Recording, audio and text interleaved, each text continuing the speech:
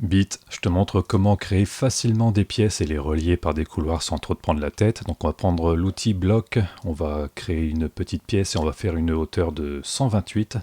En général 128 c'est la taille standard pour une pièce. Une fois que c'est fait, on appuie sur entrée pour créer notre mèche. Une fois que c'est fait, on appuie sur F pour inverser la géométrie et faire en sorte que ce soit creux et non pas plein. Et maintenant on va commencer tout de suite à tracer des portes. Donc pour ça on sélectionne l'outil Edge qui est ici. On va sélectionner le haut et le bas du pan du mur et on va appuyer sur V. Maintenant, on a un nouveau segment, un nouveau edge qui s'est créé entre les deux. On va resélectionner encore une fois le haut et le bas du mur et on va re-appuyer sur V. On va décaler quand même un petit peu celui-là, donc on le sélectionne et on appuie sur T pour Translate et on peut tout de suite le déplacer comme ça, voilà, on le déplace un petit peu. Et on sélectionne les deux côtés de la porte et on appuie sur V toujours en fait. Et maintenant on a le haut de notre porte qu'on va venir déplacer un petit peu. Ah, là tu remarques que la grille est à 64, c'est beaucoup trop, donc on va la descendre, on va la mettre à 16. Comme ça je peux déplacer le haut de la porte. Donc on est bon, maintenant on n'a plus qu'à supprimer l'intérieur de la porte. Donc on sélectionne l'outil face et on vire la porte. Et voilà, maintenant tu peux tout de suite insérer une porte si tu en as envie. Et nous ce qu'on va faire c'est qu'on va repasser en mode mèche ici.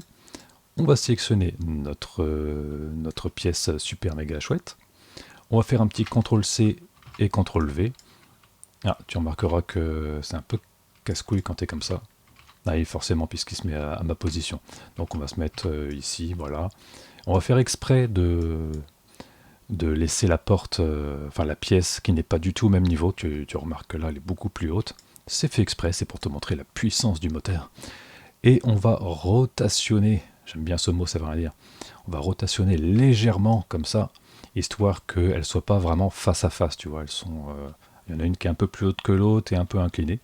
Et maintenant, pour relier les deux très rapidement, on va reprendre l'outil Edge en haut à gauche, on va faire un double clic sur un des montants de la porte pour sélectionner toute la loupe, on va faire la même chose de ce côté-là, on va faire Shift et double clic pour sélectionner en plus cette deuxième loupe.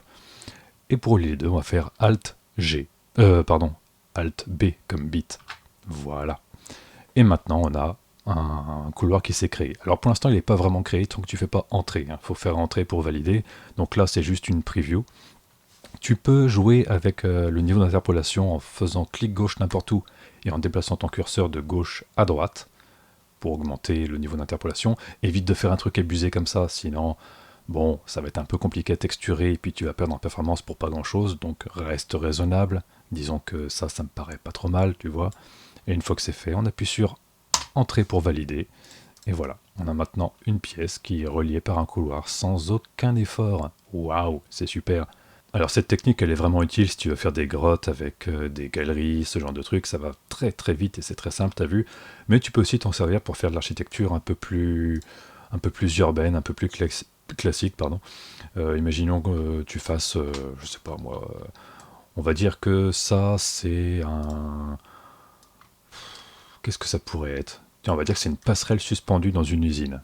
Faut avoir de l'imagination, hein, je sais, mais bon, on va dire que c'est ça. Donc tu fais ta petite passerelle suspendue dans ton usine, tu la places.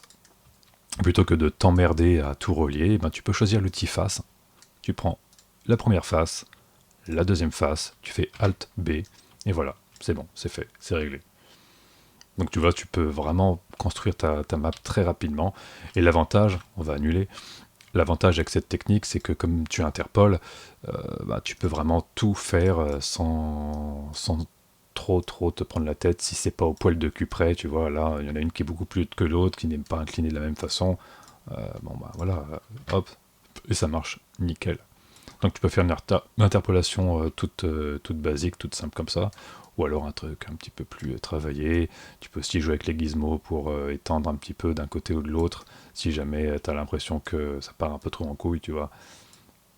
Donc tu peux vraiment faire un truc très sympa pour aucun effort.